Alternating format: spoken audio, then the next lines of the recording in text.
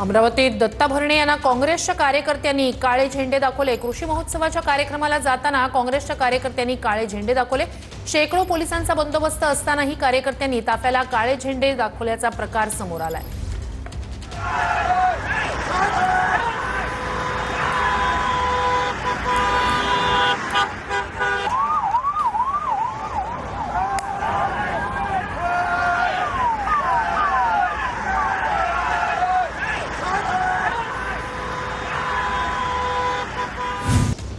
हिमायतनगरमध्ये दादांची राष्ट्रवादी आणि ठाकरे सेनेत राडा झालाय। उमेदवारी अर्ज मागे घेण्याच्या शेवटच्या दिवशी हिमायतनगरमध्ये गोंधळ झालाय।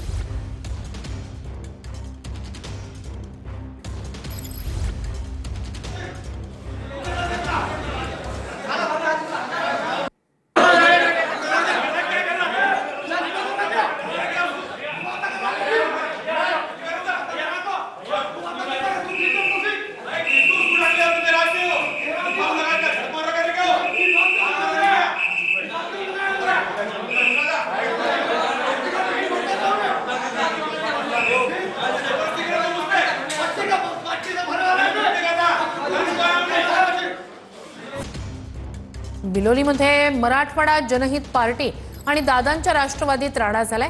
राष्ट्रवादीच्या उमेदवारानं मराठवाडा जनहित पार्टीच्या उमेदवाराला मारहाण केल्याचा आरोप आहे। संतोष कुलकर्णी यांना मारल्याचा आरोप आहे। तर दादांच्या राष्ट्रवादीच्या नगरसेवक पदाच्या उमेदवाराला जनहित पार्टीच्या पदाधिकाऱ्यांनी डांबून ठेवल्याचा राष्ट्रवादीचा आरोप आहे।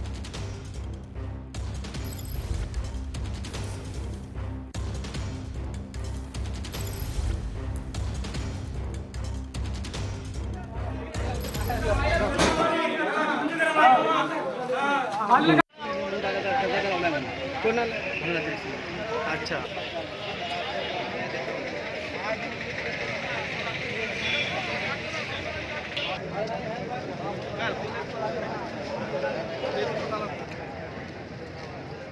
मी सोलापुरातून आहे। अनगर नगरपंचायतीच्या नगराध्यक्ष पदासाठी पात्र असलेला अपक्ष उमेदवार सरस्वती शिंदे यांचा उमेदवारी अर्ज अखेर मागे घेण्यात आलेला आहे। अनगर नगरपंचायतीची निवडणूक तांत्रिकदृष्ट्या बिनविरोध झाल्याचं त्यामुळे बोललं जात आहे। अनगरमधील 17 नगरसेवक आणि नगराध्यक्षांची बिनविरोध निवड झाली आहे। उज्ज्वला थेटेंचा अर्ज बाद झाल्यानं अनगरची निवडणूक ही चर्चेत होती।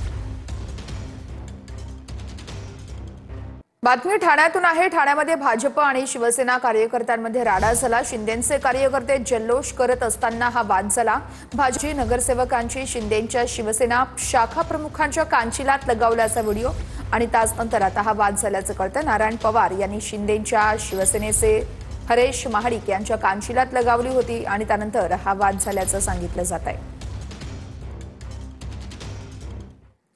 अहिल्यानगरमध्ये वनविभागाच्या विरोधात प्रहारनं अनोख्या पद्धतीनं आंदोलन केलंय। वनविभागाच्या गेटवरती खेकडे फेकून प्रहारचं हे आंदोलन आहे। जिल्ह्यातील बिबट्यांचे वाढते हल्ले रोखण्यात वनविभाग अपयशी ठरल्याचाही आरोप करत प्रहारनं हे आंदोलन केलेलं आहे। पोलिसांनी प्रहार संघटनेचे जिल्हाध्यक्ष विनोद सिंह परदेशी आणि प्रहारच्या कार्यकर्त्यांना ताब्यातही घेतलंय।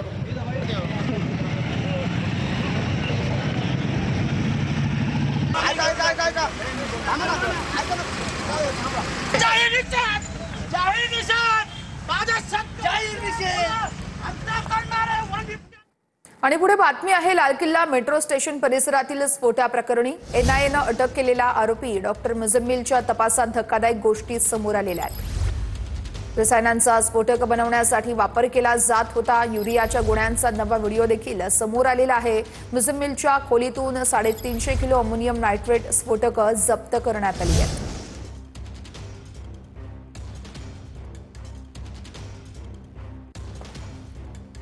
या संदर्भात पुढची बातमी आहे। स्फोट प्रकरणातील डॉक्टरांच्या फोनमधील डिलीट केलेला डेटा समोर आलेला आहे।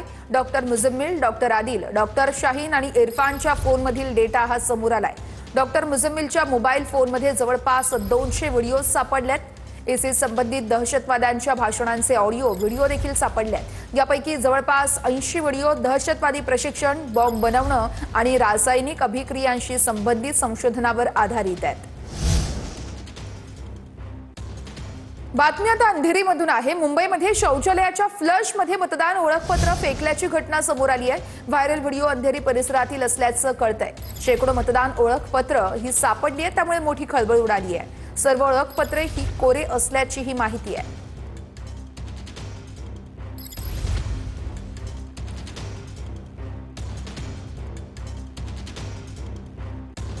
तर तिकडे पुण्यामध्ये पोलिसांनी आंदेकर टोळीची धिंड काढली आहे. गुंड कृष्णा, अभिषेक आणि शिवराज आंदेकरची पोलिसांनी धिंड काढली आहे.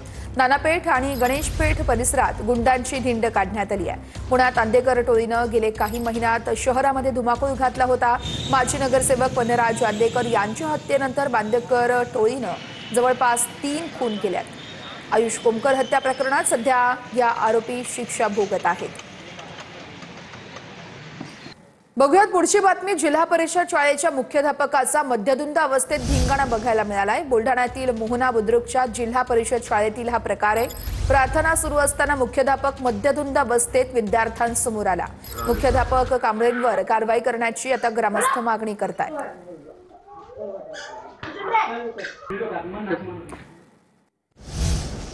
महत्वाची आपली दोंडाईमध्ये नगराध्यक्षासह सर्व भाजपच्या 26 नगरसेवकांची बिनविरोध निवड. भाजप विरोधातल्या सर्व उमेदवारांनी अर्ज मागे घेतले.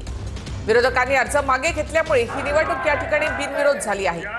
दोंडाईच्या नगरपालिकेमध्ये नगराध्यक्षासह भाजपचे सर्व 26 नगरसेवक बिनविरोध. आणि 2-3 दिवसापासून सतत आपले सगळे गावातील प्रमुख कार्यकर्ते मित्र सगळेच्या सगळे वेगळ्या जाती धर्म पंथाचे लोक सगळे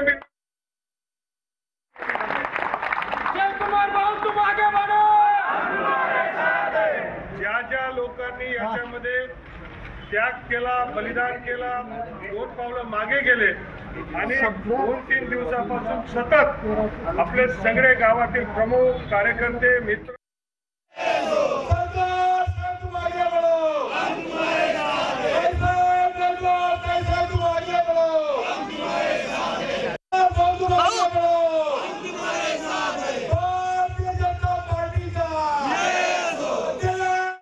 नगराध्यक्षाची देखील निवड बिनविरोध झाली आहे. विरोधातील सगळे अर्ज मागे घेण्यात आल्यामुळे ही निवडणूकच या ठिकाणी बिनविरोध झाली आहे.